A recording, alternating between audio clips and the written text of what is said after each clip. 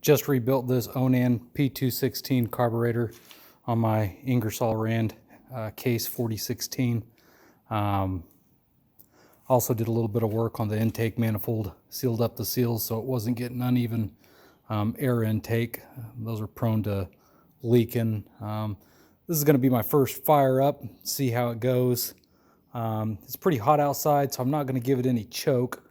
Prior to this video, I was having a lot of issues with this thing. It just didn't seem to run right. You always had to have the choke about halfway on for it to operate. Ended up a lot of the orifices, it had sat for a couple years, and the carburetor, the gas inside the carburetor had gummed up. So we're going to give this a go.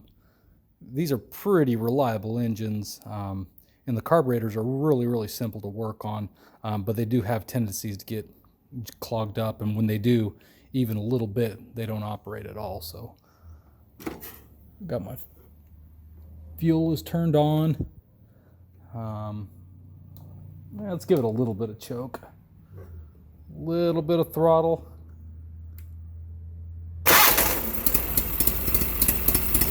And she's running good.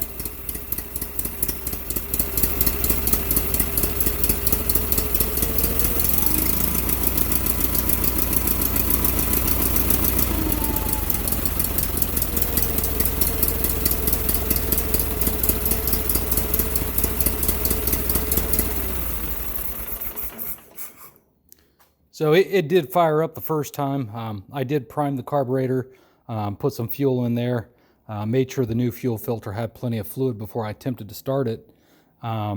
It does seem to idle a little bit low, so I'm going to adjust that and play with it, but it runs smooth. I mean, it sounds like it did the day this thing came off the showroom floor, which I've only had it a couple years, but I've seen these Onans operate in mint condition on like Miller generators. A lot of generators, older tractors used to use these engines, and they purr like a kitten until they do have issues.